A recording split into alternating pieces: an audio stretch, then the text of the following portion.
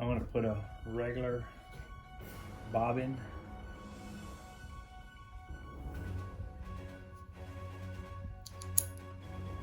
Loop it. Get it through the pigtail.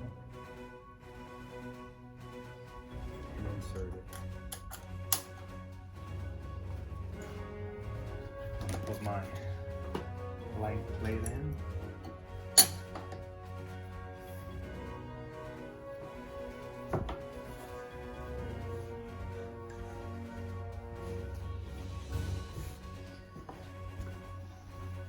Highly recommend a hoop.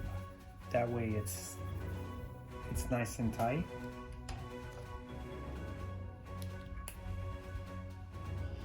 And if you're doing it with your hands without the hoop, you'll sometimes get a little nervous and tend to slow down the movement, and you can bend your needle that way. So then what I like to do, get it locked in a couple of times, cut my thread, and then I'm free. I got my both hands.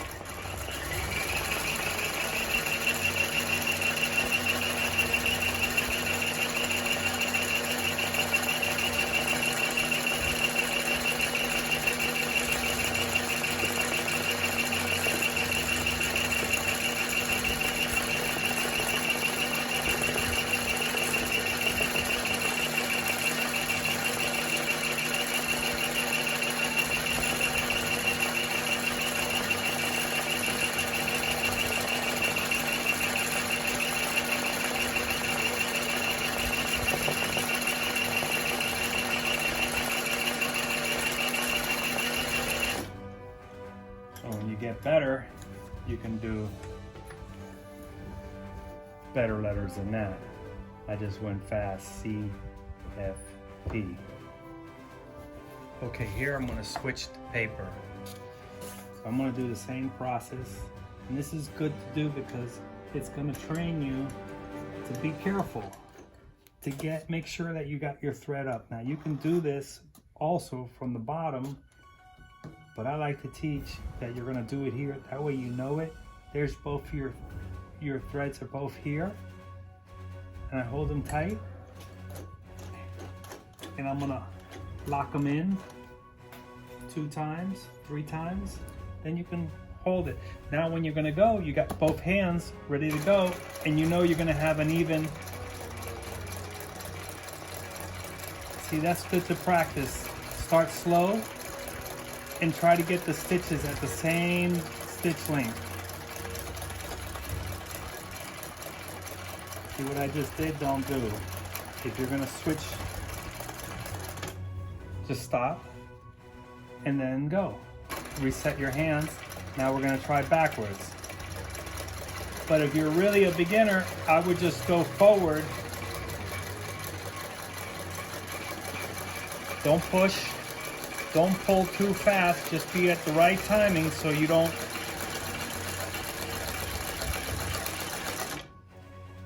bend your needle, even though I got a 16 needle here and it's gonna be hard to bend, but at least you're gonna get here used to that you're gonna do the same stitch. Then you can test yourself. Say, see, these are all good. I go in a little bit sloppy there, but it doesn't look bad overall. So same thing. You can switch here. If you're gonna switch, I would make sure that you got both threads are tight. Because what happens if it gets wind up inside, it can knock your machine out of time. And then you're gonna have some issues with sewing. So I did it again. I can clip my threads and then I'm gonna go forward. See, I didn't do a good job, so I have to rethread it.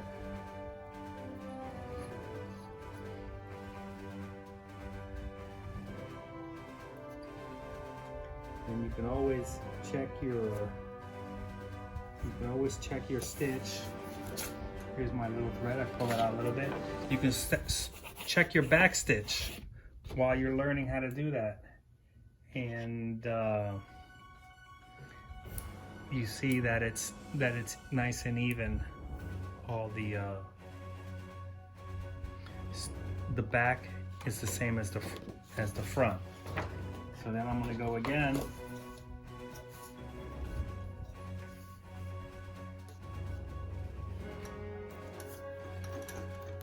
Bring my thread up. Came up fast. And then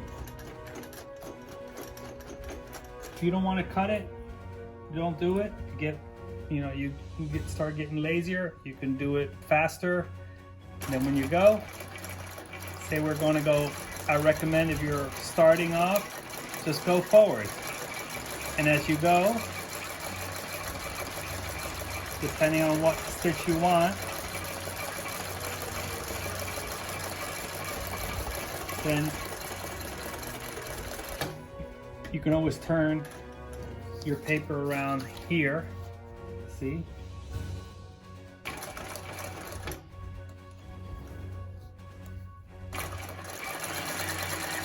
And obviously with paper, if you go too short of a stitch, it's going to cut the paper. So then once you get better, go faster. But you have to have the same pull. See? Once you get all your thread there, get your take up in this direction right here, and that's when you can pull the thread out fast.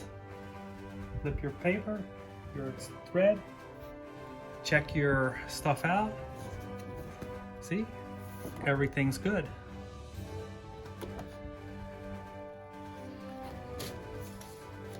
Then you can you get better practice.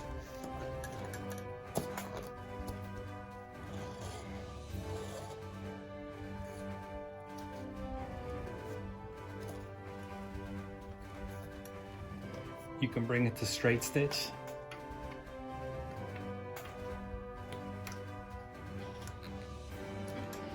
Always have your needle up.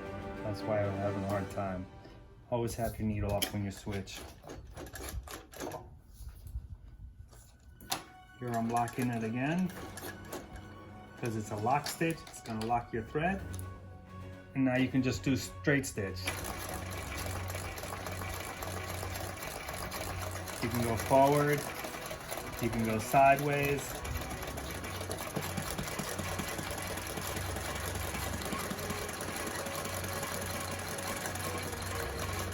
You can trace this out and then you can do a little drawing on it. You can trace it out with a pencil.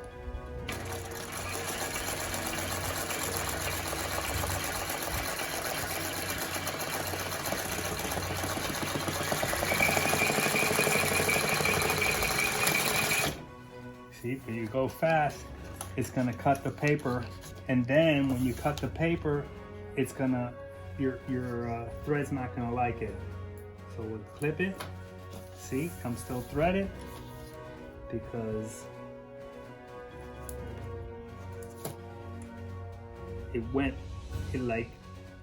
it's like went through the paper, and going through the paper, it's going to cut it, and then it's gonna knot up because it has nothing to hold it down to. So you see paper. Now I'm gonna hoop my design. I adjusted this, and when the top goes in with this material, it's gonna be just snug enough that it's gonna be tight. So I always go make sure that it's all even, and I take my top part of the hoop, push it in, and then I bring it out. And when you're hooping, it's always good to give it like 1/8 of an inch all the way around. That way you know that you tightened it. It sounds like a little drum. Now, since we did it the last time with the regular bobbin, I'm gonna switch to a pre-wound bobbin. This one, I took the paper off on this side. It come like this. So I just took the paper off and I'm gonna insert it. Why did I take the paper off? Because if the needle starts hitting that paper, it's gonna expand and it could cause you problems, and then it'll bend your needle, and then you can probably break a needle, and then you're gonna create issues because you're gonna take your machine's gonna go off the timing. So I'm gonna insert it. And why did I start with the other thread? I started with the other thread because it's harder. It's easier to sew with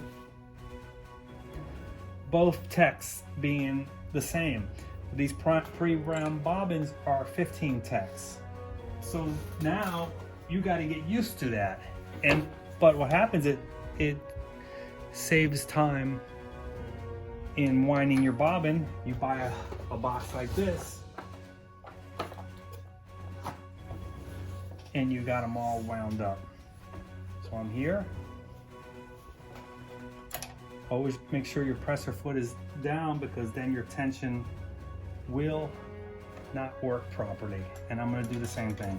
Bring it up, see how these are, and you can see how much thinner this is.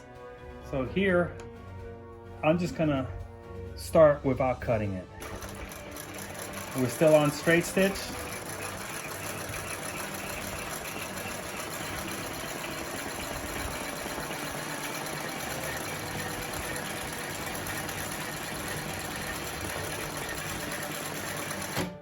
Perfect.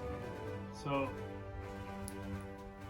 one of the things you should do is look at the bottom, because I changed threads. See the bottom? It's nice. So I don't have to mess with the tension. And that's what you want, a machine that you don't have to keep messing with the tension. So if it's set right, your spring is got a good, not too tight, but not too loose. If you have to loosen it a little bit, you can play a little bit here, and you see that this is looks like a major move instead of doing it here. Then I'm gonna do the zigzag. Make sure your needle's up. Bring your zigzag in. Do it a couple of times with your hands to be safe, so you don't get into trouble. Once I got my needle on the position up, then I go.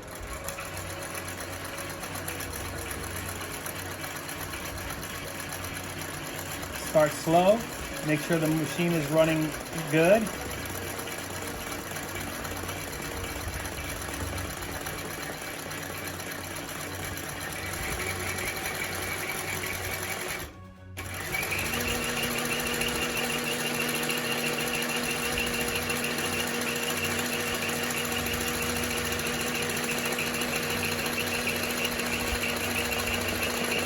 Just get practice first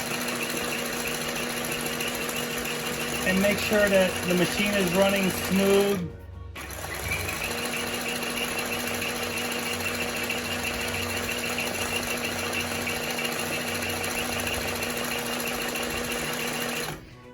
I like to make sure that my foot is on the pedal, not here, not all the way up here, right here, like how you drive. So there you got your control. A lot of people wear heels or flip-flops. You know, barefoot is probably one of the best ways, but shoes is really good too. So then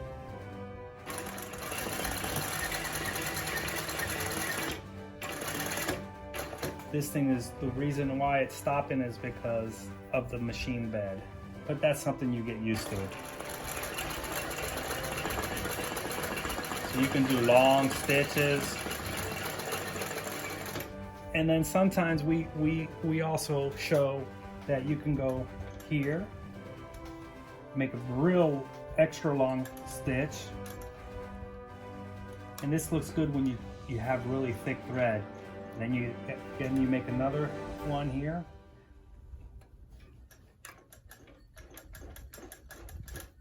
That one I didn't lock it in, that's good. But you got, the sky's the limit in this type of artwork.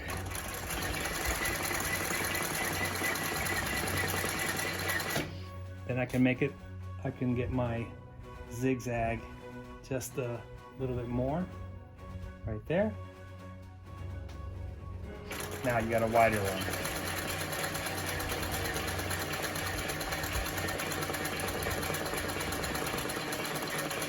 And you can do, when you get good at it, you can do what I call a letterman letter. So you're gonna pile it up high. You gotta be careful.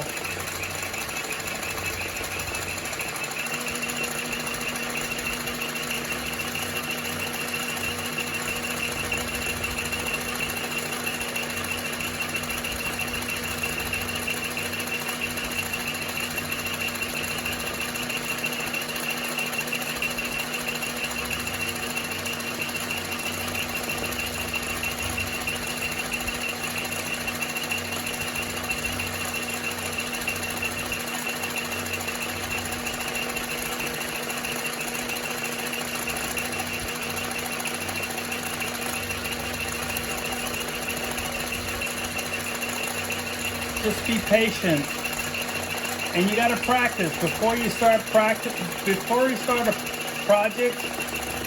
You got to practice with the machine. Once you get used to it, where it sounds, you can hear if it's going to malfunction.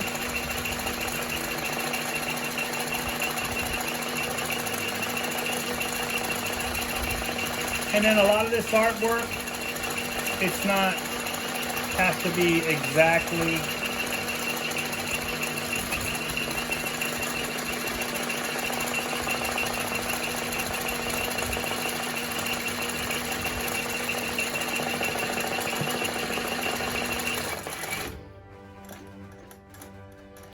and that's it. And the basic thing is keep it oiled. You know, you can get this oil, it's pretty good. I just shoot it on some of the stuff, in the holes, a little bit on the bobbin, and then always, every time you use it, in the shuttle of the bobbin case. Move it over, get it in there good. See? Just get a couple of dots in there.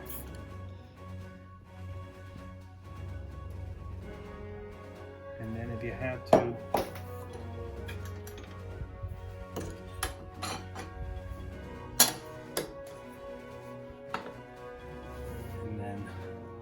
once a week. You can use the other, you can use the other oil. Just get the gears. See?